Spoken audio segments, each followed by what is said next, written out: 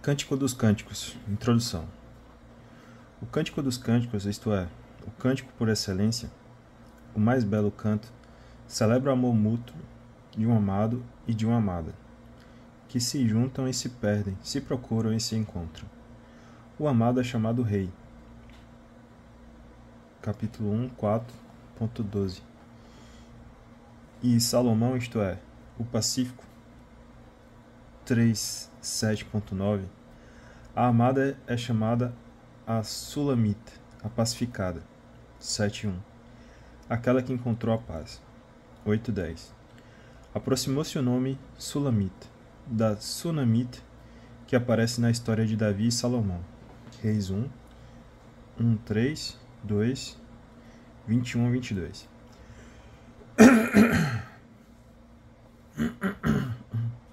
Como a tradição sabia que Salomão tinha composto cânticos, em Reis 1, 5, 12, foi-lhe atribuído este cântico, no superlativo, de onde o título do livro 1, como também lhe foram atribuídos pelo fato de ser sábio, os Provérbios, o Eclesiastes e a Sabedoria.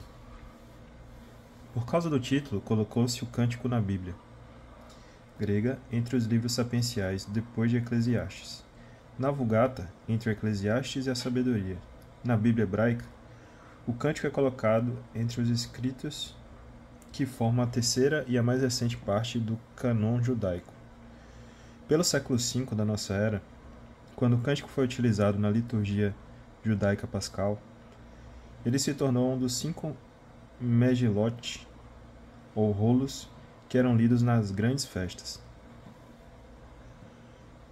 Este livro, que emprega a linguagem de amor apaixonado, causou espanto. O nome de Yahvé só aparece nele sob forma abreviada. Yah, em 8.6, uma chama de Yahvé.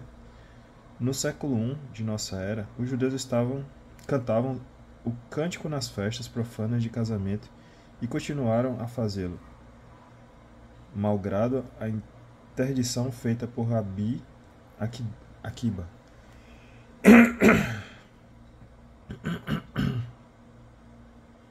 Nos meios judaicos foram levantadas dúvidas sobre a canonicidade do cântico e foram resolvidas pelo apelo à tradição. É fundando-se sobre esta que a Igreja cristã recebeu sempre o cântico como escritura santa. Não há livro no Antigo Testamento do qual tenham sido propostas interpretações mais divergentes. Procurou-se a origem do cântico no culto de Chá e de Tamuz, e nos ritos antigos de matrimônio divino, de erogamia cultural, que se supõe realizados pelo rei, substituto de Deus. Tal ritual, tomado dos cananeus, teria sido praticado também no culto de Yahvé, e o cântico seria o livrete expurgado e demitizado desta liturgia. Essa teoria cultural e mitológica é inaceitável, pois é impossível imaginar um crente israelita que copiasse essas produções de uma religião de fecundidade, tantas vezes denunciada por todos os profetas. Isaías 7, 10, JR 7, 18, EZ 8, 14, ZC 12, 11, a fim de tirar dela cantos de amor. Se há semelhanças de expressões entre os hinos a Ishtar ou a Tamuz e o cântico, é porque uns e outros falam a linguagem do amor. A interpretação alegórica tornou-se comum entre os judeus, a partir do século II de nossa era. O amor de Deus por Israel e do povo por seu Deus são representados como as relações entre dois esposos. É o tema da alegoria nupcial que os profetas longamente desenvolveram a partir de Oséias. Os autores cristãos, sobretudo sob a influência de Orígenes e malgrado a oposição individual de Teodoro de Mopsuestia, seguiram a mesma linha de exegese judaica, mas a alegoria tornou-se para eles a das núpcias de Cristo e da Igreja ou da união mística da alma com Deus. Muitos comentadores católicos modernos se atêm ao tema geral de Yahvé, esposo de Israel.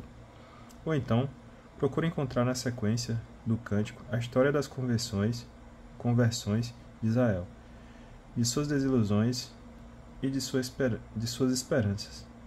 O caráter inspirado e canônico do cântico parece-lhes exigir que cante coisa diferente do amor profano. Com efeito, o poeta parece retomar frequentemente a linguagem profética da aliança, como na expressão procurar, encontrar, 3:1-2, e sua obra apresenta muitos contatos com o Salmo 45, que propõe os mesmos problemas de interpretação. Por outro lado, dois escritos apócrifos do século I de nossa era parecem depender do cântico, em A Vida de Adão e de Eva, escrito anterior ao ano 70 d.C., mencionam-se nardo e açafrão e cálamo, o cinamomo.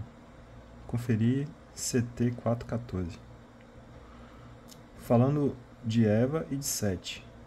No quarto livro de Esdras, fim do século I, sucedem-se as imagens da vinha, da pomba e do lírio, como em CT 1:14-2:1. Para muitos exegetas, o cântico seria uma coletânea de cânticos que celebram o amor mútuo e fiel que sela o matrimônio. Ele proclama a legitimidade e exalta o valor do amor humano.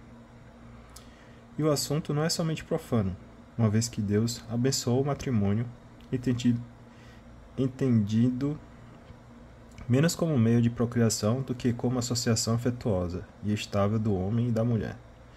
Gênesis 2, Provérbios 2, 17, 5:18, 31:10, ML 2:14, Éclo 26. Sob a influência do javismo, a vida sexual que o meio cananeu concebia à imagem das relações entre divindades da fecundidade é aqui demitizada e considerada como realismo sadio. O mesmo amor humano é, acessoriamente, o assunto de outros livros do Antigo Testamento, como nas antigas narrativas do Gênesis, na história de Davi e no livro de Tobias. Ele é então tratado do mesmo modo e frequentemente com expressões muito próximas das do cântico. Sua honestidade justifica a transferência que os profetas dele fazem para as relações de Yahvé e de Israel.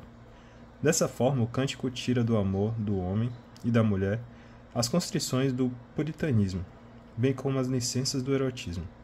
Tal seria o sentido literal desse escrito, que legitima sua classificação entre os livros sapienciais.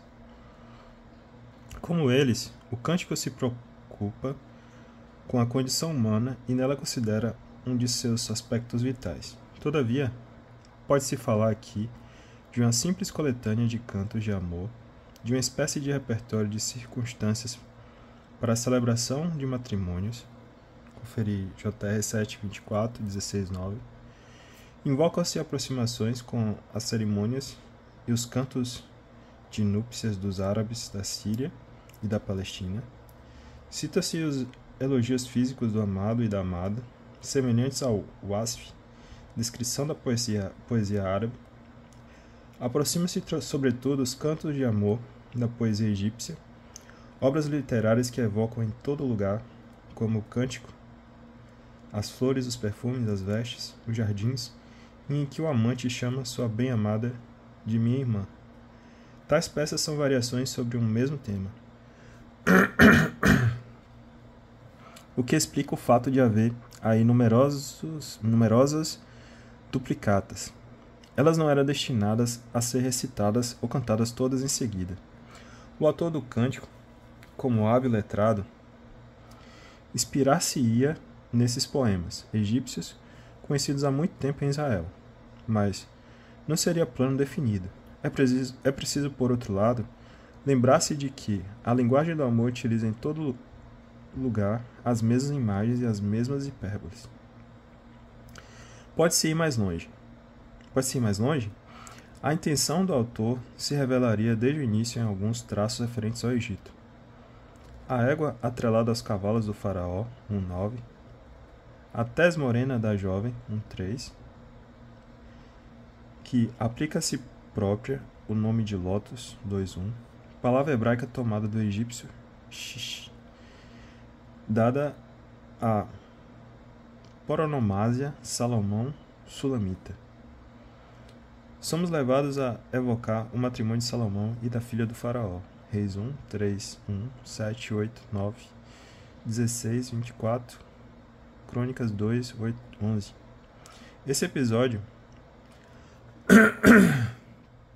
estaria, portanto, na base do livrete do cântico. Ele explicaria o lugar central ocupado pela personagem de Salomão, particularmente por ocasião da descrição de seus esponsais, 3,6s. Além disso, o poeta hebraico gosta de multiplicar desde o prólogo as paronomásias e as aliterações em torno do nome Salomão. Não seria para atrair a atenção dos ouvintes, no início de sua obra, sobre a personalidade do filho de Davi, tipo do Messias pacífico, tão esperado por Israel na época do Segundo Templo. Com efeito, há acordo em situar o cântico nesse período, por causa dos aramaísmos, da presença de uma palavra grega, 3,9, e de uma palavra persa, 4,13, sem falar de diversos arcaísmos. O lugar de composição é certamente a Palestina. O cântico encerra numerosos nomes geográficos relacionados com a Terra Santa, e por outro lado, causa espanto vê-los figurar em tal poesia amorosa. A menção da cidade de Tessa, 6,4, por exemplo, explica-se pela significação desse nome, agradável, prazerosa. O poeta poria, portanto, em cena o novo Salomão, rei de Israel e figura messiânica, com sua noiva de origem pagã, na Sião futura dos tempos novos. Seus cantos de amor tomariam, assim, a conotação universalista e messiânica. Algumas expressões enigmáticas, como os montes de Beté, 2,17, ou os carros de Aminadib, 6,12, poderiam então ser interpretadas com contexto bíblico. Tal hipótese encontrar-se-ia confirmada pela presença de diversos refrões, de numerosas repetições e de palavras gancho